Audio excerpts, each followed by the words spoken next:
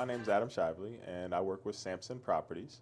I'm out of Charlestown, West Virginia, but I service basically West Virginia, Virginia, Maryland, and Pennsylvania.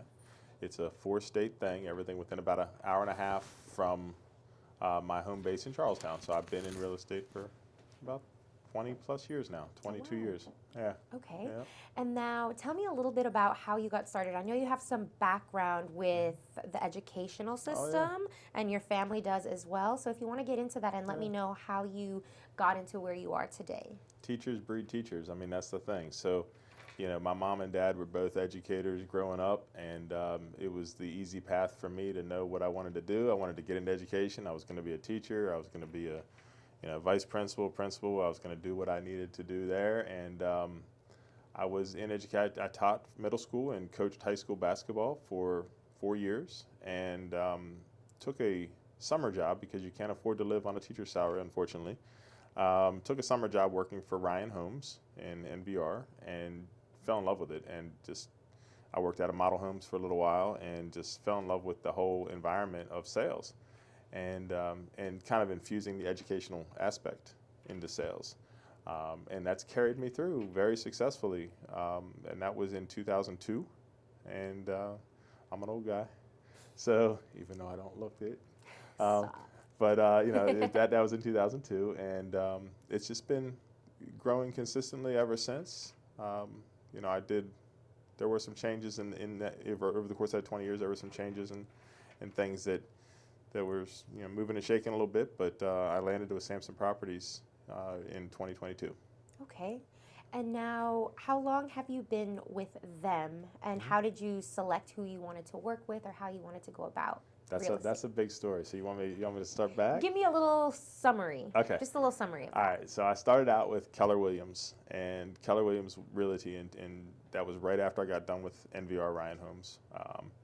And I joined up with Keller Williams Realty, and I worked with them for 9 years. And at the end of those 9 years, I decided to start and break out on my own as an independent brokerage firm. And I started a company called Four State Real Estate. And Four State Real Estate was also in Charlestown. We grew to about 28 agents, and we had 4 staff members, and we had leases in other offices. I had 3 offices open, and it was getting really wore out. And you kind of look back and you kind of see what your skill sets are, and you roll with those. And I decided in 2022 to kind of divest myself of that and join up with Samson. So it was November of 22 that I joined with Donnie Samson and Samson Properties, and when they opened their Charlestown office. So that was the time. It's kind of crazy.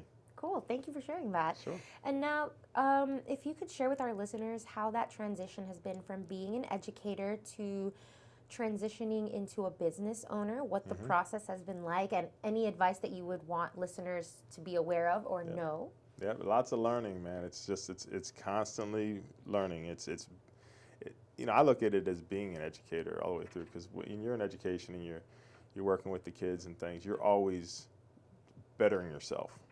You're always learning. Every time you teach a lesson, you learn more about that lesson. And that's kind of how I've grown my real estate business. Every time I do a transaction, it's something new, and I try to learn something from it. So in moving from being a realtor with Keller Williams to being a company owner, I was encouraged to do that by some very good people in my life, some people that were loyal to me and stayed loyal to me and worked with me. And I realized, after about 7 years of doing it, that the business side of it was taking a lot out of me.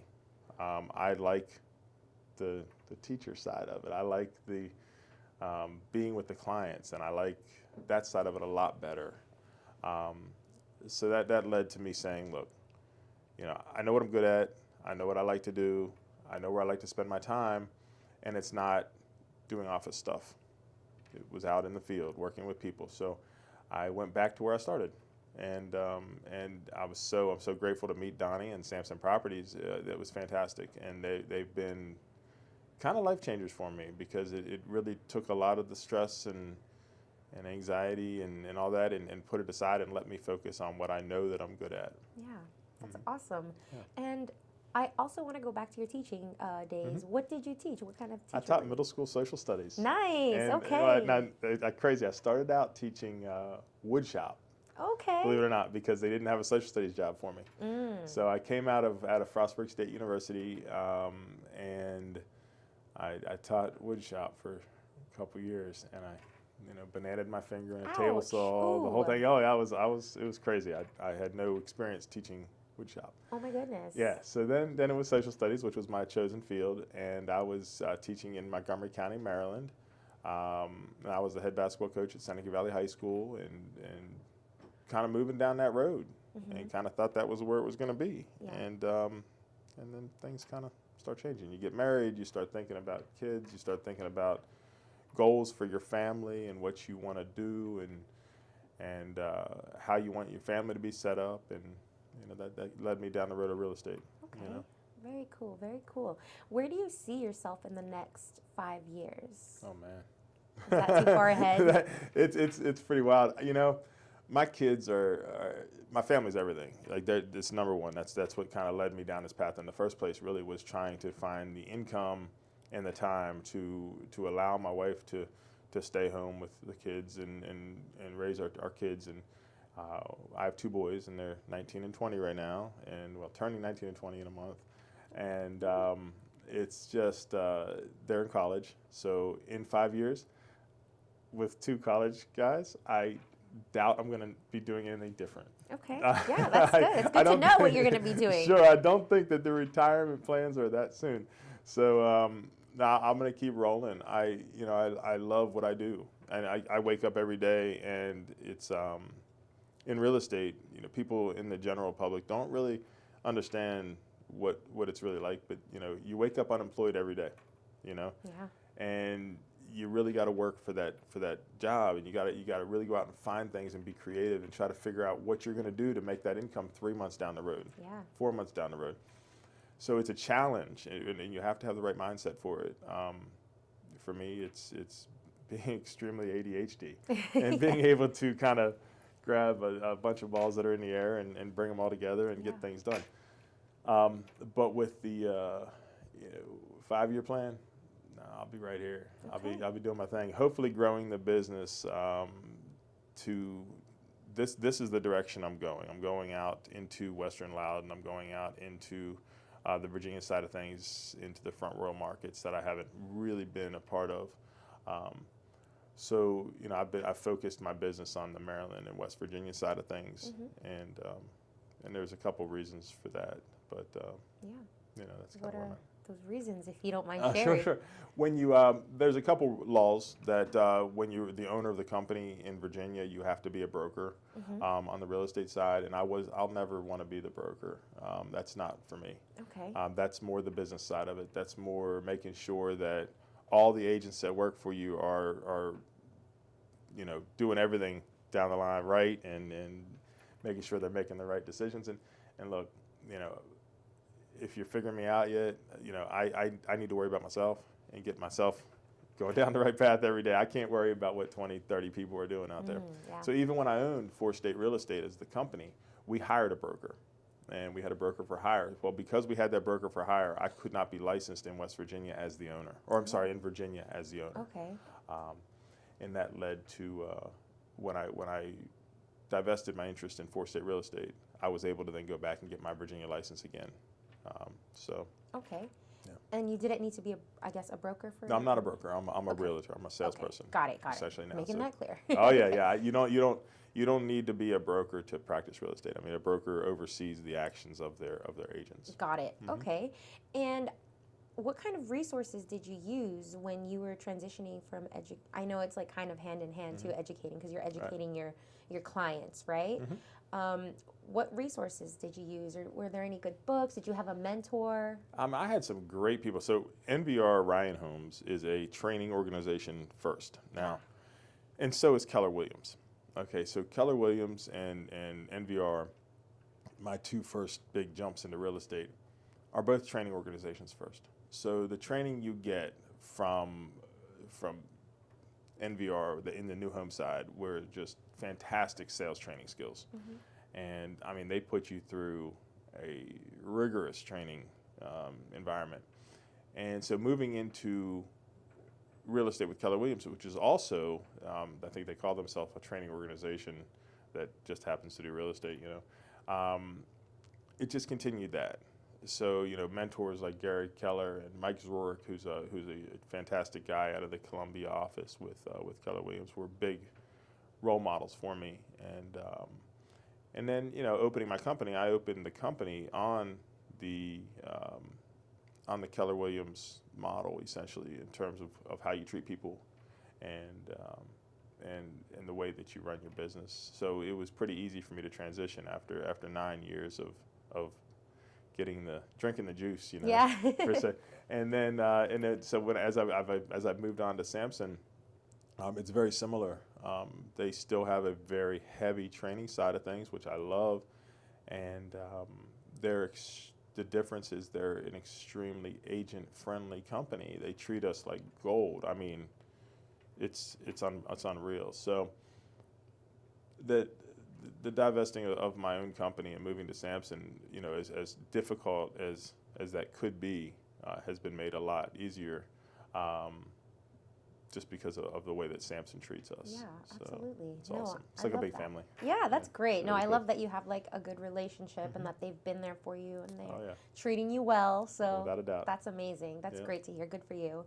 And who are you outside of real estate? Like, what do you like to do? What are things that you enjoy doing on the weekend or maybe with family? Sure. Now, I mean, I'm a dad, and I've always coached my kids in basketball and watched that, move on to even the level that we're at right now. But, so I've always worked with family. I have 23 acres of land Nice.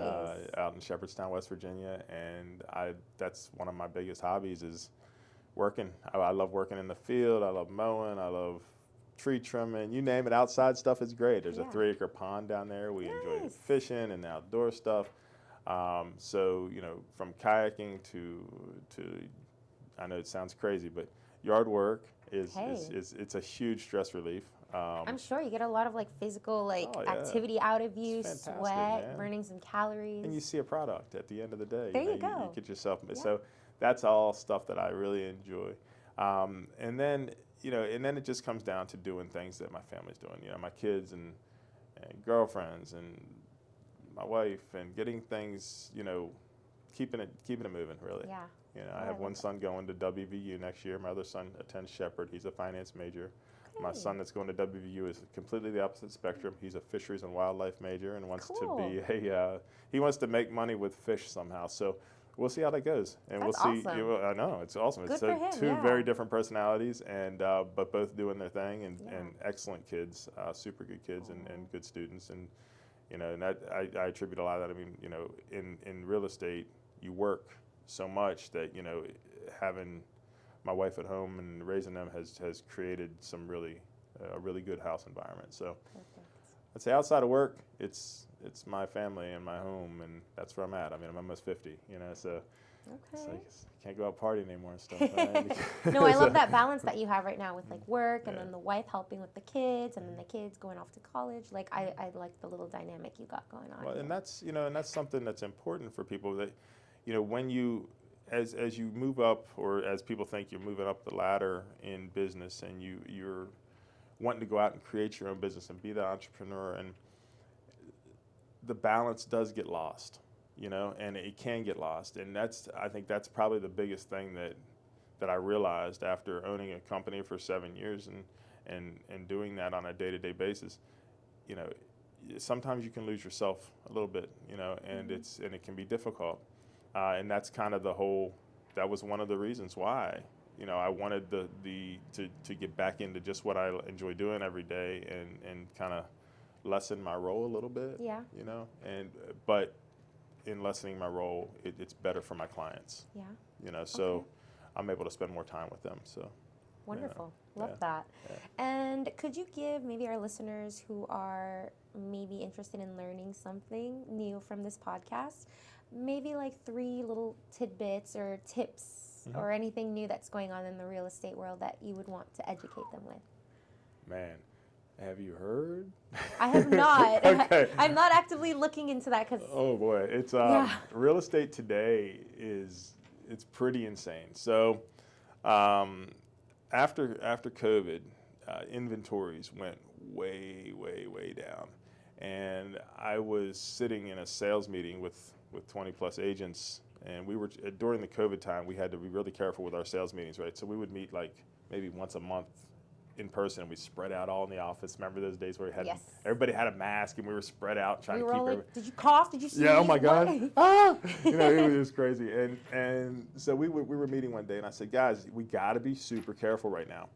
I was just focusing on, one market, and I said, the inventory in this market has gone down to 150 houses, resale homes.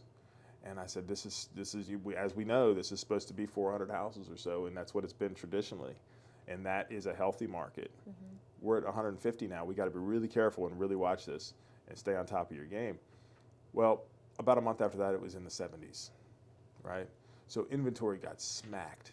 And so it's constantly changing the way we do our business still today, because it never really recovered. All right, inventory's still way down. Builder inventory, great. They're out there because the builders are building houses because they know there's nothing available, right? So they're just grabbing everybody they can. But when it comes to resale real estate and general brokerage, it's really difficult right now. So you really got to stay on top of your game. You really got to stay in front of your clients. You got to make clients your friends. You got to know your clients, And then outside of that part of it, you've got to balance your life. You have to find time for yourself and time for the people that you care about, and balance your life out and make sure it's not all work, because man, that can be really frustrating right now. But there's a lot of other stuff happening right now in real estate. There's some massive lawsuits that I would have never seen coming ever in 22 years. I've never would have thought this would come about. But when a bunch of attorneys grab a hold of a lawsuit or a concept, and they find that there's a lot of money to be made for people and for themselves, they ride that train. Oh man! And so we're seeing it's a national thing. The Department of Justice is involved in real estate right now, which is again really weird. Politics aside, the Department of Justice is changing the way we do our business. So what's happening right now is we're seeing it's a daily, and it's absolutely right now. It's a daily change to the way we do our business, and we're coming across new things every day, and new ways that we have to operate, and new forms and new laws and new rules for the way that we treat our buyers and our sellers. So it's very complicated right now. It sounds like it. And it is, yeah. The fact that I'm sure this applies with any industry, but especially the real estate industry, where you have to stay up to date on everything and constantly learning, so you can help educate your clients on the best decision, or help them be aware, and that's the educator in you, right? You never stop learning and never teaching. Stop learning. That's right.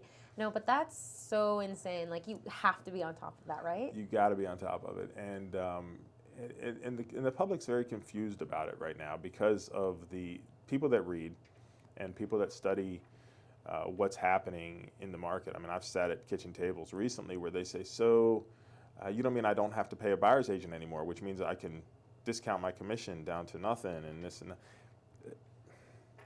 No, technically, because of these lawsuits, you don't have to pay for the buyer agent that is going to be bringing people into your house. Oh my goodness.